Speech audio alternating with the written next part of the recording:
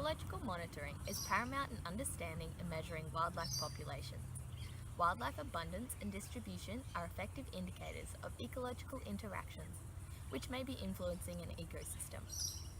Population abundance and distribution can be expressed through the creation of an index of relative abundance in various areas. Developing an index can provide an understanding of trends which are seen between or within a population. The trap type used to create an index is highly dependent on the target species.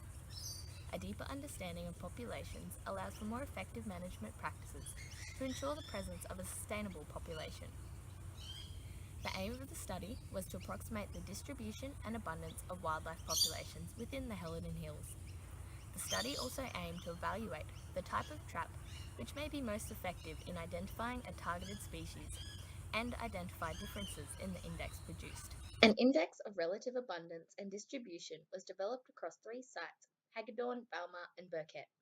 The location of these 3 sites is indicated on this satellite map. All 3 sites extended off 17-mile road Helidon with Valmar and Hagedorn in close proximity and Burkett farther north.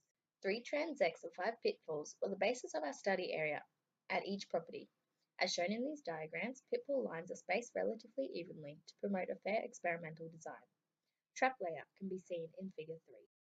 For effective setting of the traps, pitfalls must be completely clean within the PVC piping. The fence leading into the pipe should be as straight as possible.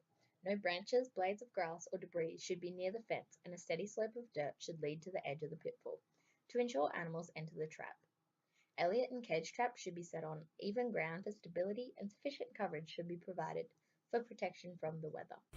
The common brush-tailed possum, Trichosaurus vulpecula, was the only species which had sufficient data generated to develop an index of relative abundance. As shown in Figure 4, the highest number of events per 100 trap nights occurred at Hagedorn Transect 1, Valmar 3 and Burkett 2. These transects displayed the highest index, meaning distribution of possums is relatively higher in these areas. This trend in index is consistent across all trap types. Evidently, vertical camera trapping is most effective at capturing the common brush-tailed possum.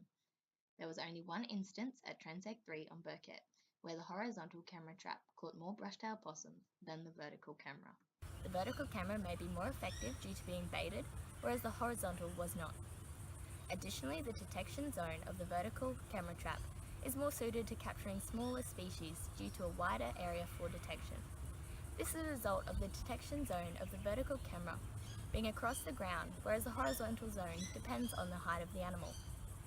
Even though the cage traps were baited, a camera trap allows for multiple events to be caught in one night, whereas cage traps do not. This data may be beneficial to property managers when management of brush-tailed possums is required.